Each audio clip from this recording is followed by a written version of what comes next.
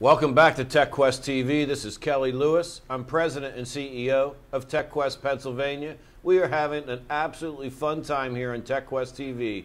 This is our last guest, but not least, this is Damon Anderson. Damon, welcome to TechQuest TV. Thank you very much, Kelly. Now, we're taping this show, and you're retiring like in 3 days, so by the time people are watching this, you're officially retired. Yes. Former CIO of the Department of Community and Conservation and Natural Resources. Yes. How could I mess that up? We're right across the street. We're right across the street. It's much easier to say DCNR. DCNR, yes. Best agency in state government. All right.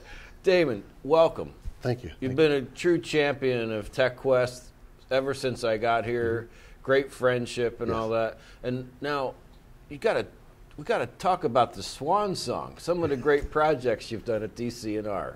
You probably have 50, but give us a sample of some cool projects you did. Well, one of the things, I guess the last project that we're doing is, we have one of the largest website presence within the Commonwealth of Pennsylvania.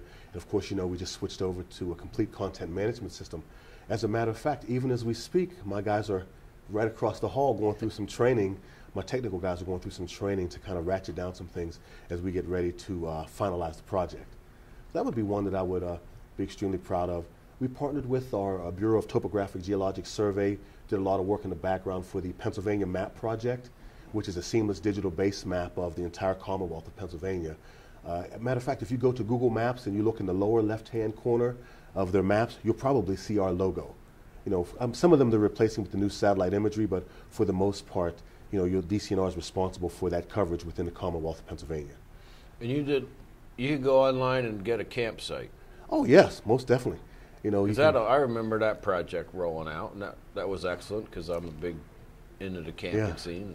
Oh yeah, it's incredible. We've gone and we've actually increased some of the facilities that we have. We have an incredible Bureau of State Parks. Actually, we just won the award for the best state park system in the country. And of course, a lot of our forest area, they're LEED certified, and we just have an incredible park system. As a matter of fact, it might be something you'd be interested in. We just created something called the Nature Inn up at Bald Eagle, just up from Penn State University. It's kind of a, I don't know, I call it like it's like a 4-star. So you can kind of go out, you can hike on the trails and those kinds of things, but then you can come back, get a nice hot bath, get an incredible meal. And so you ought to check that out. That might be too fancy for me. I don't know, man. I think it's good stuff, though. I had a chance to go up and just the view of the lake, in the morning, with the fog on the lake. It's an incredible view. You got the birds and of course, Bald Eagle. The lake. It's incredible. You got to check it out. Now, these maps. You've been talking a little bit about the Marcellus Shale gas formations, but the DCNR is very involved in all that. And, yes. And that's a big hot issue. And there's technology you guys have done that is enabling it, I guess. Well, one of the things that we're trying to do, of course, our first part of our mission as an organization, we're responsible for, I guess, 2.3 million acres of forest land and parkland across the Commonwealth. We're actually the largest landowner in the Commonwealth of Pennsylvania. So we have a responsibility to protect this land for the citizens of the Commonwealth of Pennsylvania. I want my kids in future generations to be able to go out and enjoy the parks, enjoy the forestries. As you know, Pennsylvania, we don't have like a day use fee and those kinds of things. So on some weekend, as you know, you can just grab the family, toss them in the car, grab a bag of charcoal, grab a couple steaks, go toss the bikes in the back and just go and enjoy, the wonders of Penn's Woods. And part of what we're trying to do as an organization is to ensure that we're able to do that for future generations.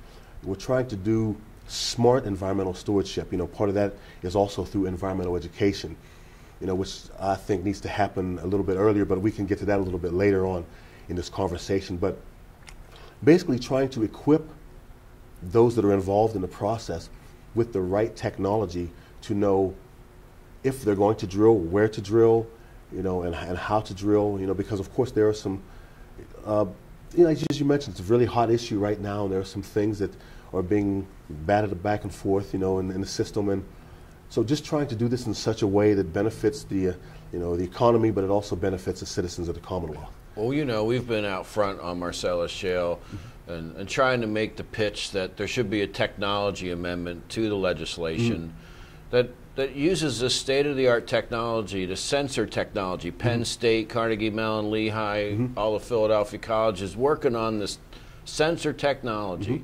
So we literally could put the sensors, well, what goes in the well and what comes out, all monitored, all piped up through broadband links to a common center that the state can monitor.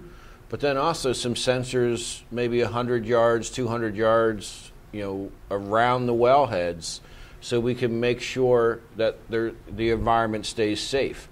Because we're in this quagmire. The environmentalists are against it, and the gas industry and the folks that want to increase tax revenues are for it. And we want to play in that middle ground. That's where I like to play, in the middle ground. Okay, we hear that, and here's some ways we can solve it with advanced technology. That's exactly right. I know also along those same lines, we also have a seismometer, that we've installed in one of our park locations that actually has picked up seismic activity. It's down in our Topographic and Geologic Survey office down in Middletown. I think we picked up the last few earthquakes that have gone on around the country. A seismometer will start to vibrate. We can kind of sense them. So that sensing technology is something that we've already delved into, but I definitely see a need for more of that kind of technology. Now, you're an Ohio boy. Yes, definitely. But we got you over here in Pennsylvania. But you played football at Waynesburg. Yes. And Slippery Rock. And Slippery Rock, yes. And competed against my Bloomsburg boys. Yes, and I believe we won. I mean, no slam on Bloomsburg. But I think we won when we played. I can't remember. But, yeah. Well, now that you're retired, we got to get out to the gym and get back in shape. Oh, you better believe it. Actually, I'm on a... There's a rumor that you were 6'2" and ripped back in the college I was days. a specimen. You would have... I got friends that'll tell you I was a specimen. Right now, my six-pack is covered in a little bit of ice, but we're working to thaw that out. All right. We're working to kind of slim that down. Brother. We're working to slim that down. I've got a goal that I've set for myself, and that's part of... even as I'm retiring, that's part of what I want to focus on is getting myself back to that place. And, as I mentioned, I've got grandkids now, Maya and AJ, and they're like the light of my life, man. I love those guys. And, I want to be able to take them outside. I've already started teaching them about calling birds, and we sit down with the books and we call birds in and those kinds of things. And so looking at the environmental heritage, of these guys, I want to make sure that they have an appreciation for the environment. I grew up playing in streams, and as I mentioned, being an Ohio boy, I spent a lot of time on the Ohio River, fishing and those kinds of things. And when I wasn't on the river, I was in the streams on the flip side, or, whether we were working for the Parks and Recreation Department, building baseball fields or putting in playgrounds or planting trees and those kinds of things. So I kind of have this whole environmental thing in my blood, and I really want to see that happen for our future generations. I think I've got $1 million idea here. If somebody can figure out, because some of our kids were really good at everybody plays PlayStation and all those other kinds of things. If we can figure out a way to get these guys to find a game to help them be more environmentally conscious, I think that's a winner. I think you're going to do it. I got to figure out a way. I know you and I got to figure out a way offline, and we got some great ideas to take the mission of DCNR, but also turn it maybe into like a game or game application and. Even trying to take the environmental stewardship, environmental conservation message down into some of our maybe underrepresented populations. There's a few folks, you've probably heard of Majora Carter, or I know she's done some work in New York, and there was some gentleman named just dropped from my mind. Used to work for the Obama administration, and was very vocal as far as environmental issues. I think it was. Can't even think, drawing a brain cramp. I read his blog every day. I guess that's what happens when you get under the lights. But just basically getting the environmental message to some of the underserved, population within the Commonwealth. Trying to teach some of the younger kids about environmental stewardship and those kinds of things. And that's really where my heart beats. Those are the kind of things that when they say that makes your baby jump. That's what makes my baby jump.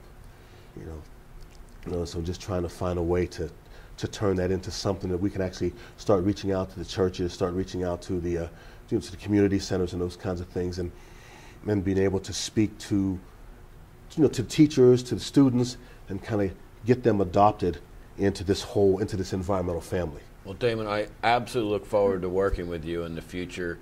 You've been a key asset and great friend of mine as my presidency at TechQuest, and we've had the opportunity to host so many DCNR trainings here in our offices, and look forward to continuing the great relationship we have with DCNR.